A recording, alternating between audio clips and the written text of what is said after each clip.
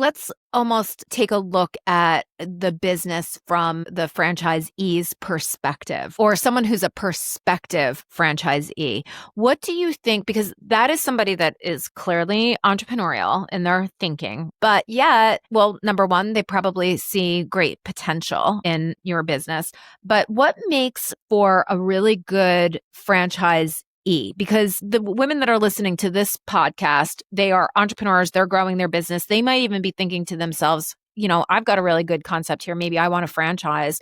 But how do you attract the best franchisees to your business, and what makes for characteristics that are like a stellar franchisee? Everybody asks me what makes a franchisee successful. And at the end of the day, I go back to two words. It's passion and personality.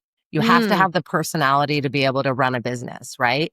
And what does that mean? That means grit, grind, hard work, leading, managing your back end and your front end of the business. It's being able to multitask and do everything. So you have to have that personality that is also like, I'm going to do anything to make sure my business is successful, right? And that might mean some days you're putting in long hours. That might mean sacrificing time with family, right? Whatever that might mean to get your business going. Once your business is up and running, it's a lot easier. But those first 30 to 90 days, it is tough. And then you have to have the passion, right? It's personality and passion. You have to have the passion for what you're doing. If you love what you're doing, you're going to be happy to go and do it. And it's going to be a lot easier for you to reach out within your community and sell it and partner with different organizations to help you grow your business. So a lot of our franchisees come to us organically because they come in and try our food and then they want to open one, or they Google healthy concepts or healthy franchises. And, our franchise is deeply rooted on support. We're not deeply rooted on grow to 1,000 units in 2 years. That's not what we're rooted on. Right. We're rooted on we have to support every single franchisee. We have to hand them this restaurant in a box and then hold their hand every single step of the way. And we're so accessible to our franchisees in terms of support and communication and being available to them. That's how we've been able to make this clear path of success and last for 14 years. Not Amazing. all companies are in business after 14 years. Not a lot of businesses are in business after 2 years. That's right. Right. But franchises, usually in the first 2 years, a lot of mom and pops do go out of business. But franchise locations, I think it's over 80 or 90% are still in business after 2 years. They have such an incredibly higher success rate because you have the support of the franchisor.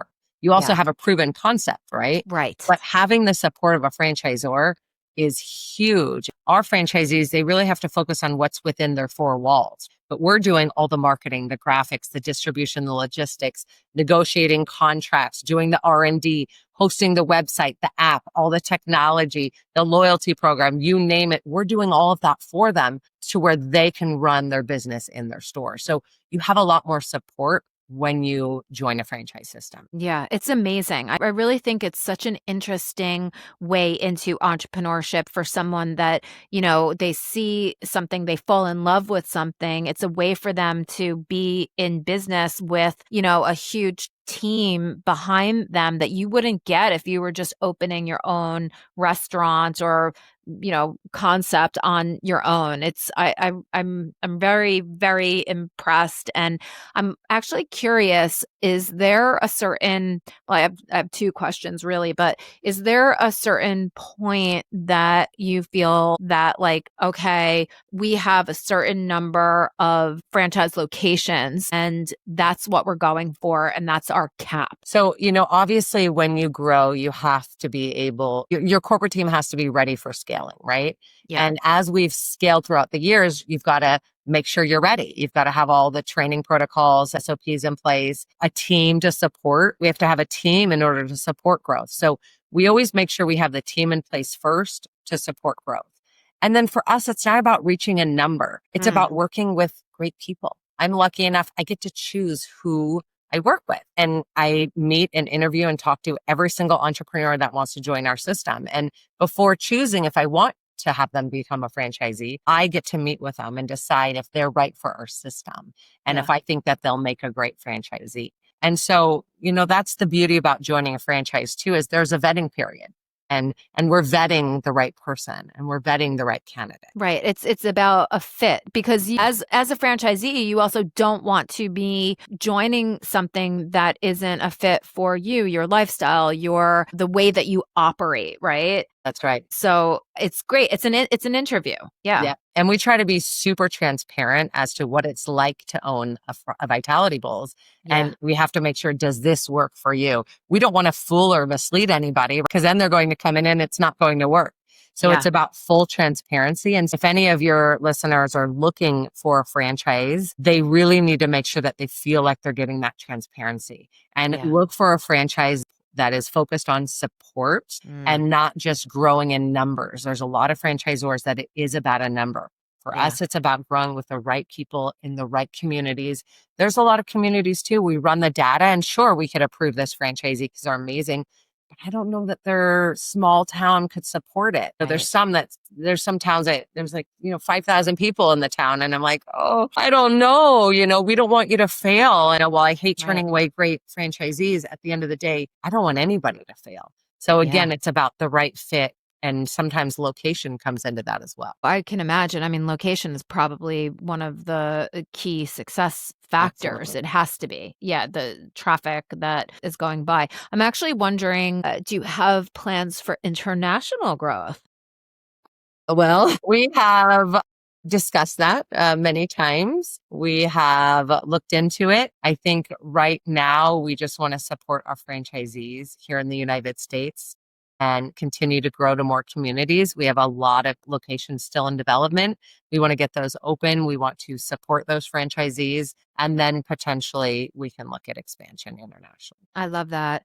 And I guess I'm thinking too, like that is your growth plan for the future for yourself personally as a business owner and also somebody who clearly likes to set high goals for herself. Do you have any personal goals for expansion, whether that's another business or developing your personal brand or writing a book or anything like that? I actually just wrote 2 books, one for my daughter and one for my son. And they're Oh, just wow. cute little kids' books. And, that was really rewarding. I actually gave it to both of them for Christmas, this last Christmas. Oh my gosh. So I felt good about that. And that was something that I had in my mind that I wanted to do for a really long time. And I just never had the time. And finally, I took some time on a weekend and I powered through. And, each book took me maybe a month, but they're cute and they're fun. And, it's for my kids and hopefully they appreciate that. So, as I go through life, there's things like that might come up.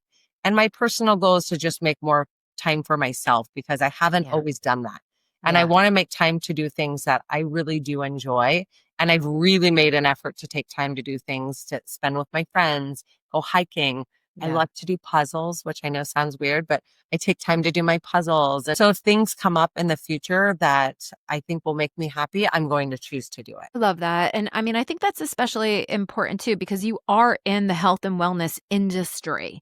And so, I think sometimes in the pursuit of introducing all of these amazing things into the market, you end up burning yourself out. And that's like in direct opposition to what it is, is fundamental to who you are and what you believe in. So I think that's another critical success factor. If you are going to be in any type of health and wellness, venture at all, you also definitely need to sort of live in that space and walk that talk because otherwise it's in opposition, right? Right. And, I am a better mom. I'm a better wife. I'm a better leader. I'm a better businesswoman when I take care of myself.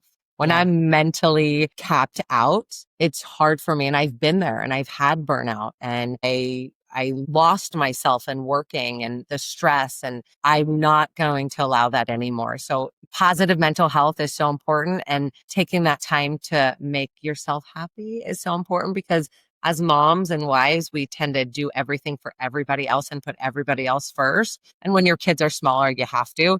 I'm also at a different phase in my life. My kids are 13 and 15, so they're a lot more independent and they don't need me as much. So I do have that time that I can take care of myself. Yeah. Well, I have to tell you, my kids are 22 22 and almost 25, and it doesn't get any Yeah. easier. They end up needing you more emotionally than the physically, and that is a whole other realm of being. So it ain't over. Yeah, it never ends. Our job as a mom never ends. That's for Yeah. sure. Yeah. Oh my gosh. I really have loved our conversation so much. And I think you've offered a lot of great advice for women entrepreneurs out there that are looking to grow and scale their business. Maybe you have put a seed of an idea in someone's head that they have a concept that is actually franchisable. So if women want to maybe reach out and talk to you either for literally opening a Vitality Bowls franchise or just to sort of get some advice and mentorship from you, how can they get in touch with you? Absolutely. They can reach out to Vitality Bowls. We're on Instagram, just at Vitality Bowls. They can reach out to me. I'm just Tara Gilad on Instagram. And we do have an offer for all of your listeners. We will give $1,000 off that initial franchise fee if they mention your podcast when they come to us. So Love this. we would love Listen, to help your entrepreneurs and see if Vitality Bowls is right for them. I think that that would be so awesome if someone listening in said, you know what, this is interesting to me, and then they become a franchisee. You have to keep me posted. Yeah, absolutely. Oh my gosh. So I have one final question. Is there a Vitality Bowls that is going to be opening in Nassau County in Long Island anytime soon? I hope so. Okay. I hope so. We're always talking to people. I hope so. Okay. And, I hope we can bring Vitality Bowls to all communities because I think everybody deserves to eat healthy Yes. and, of course, be in an environment that is safe if there's any allergies. So, yes, hopefully. Well, I definitely think it would do very well around where I am on the North Shore of Long Island because we have more pizza places than anything else. But Tara, this has been such a lovely conversation. Thank you so much for spending your time with me here today. I really enjoyed our conversation. Thank you as well.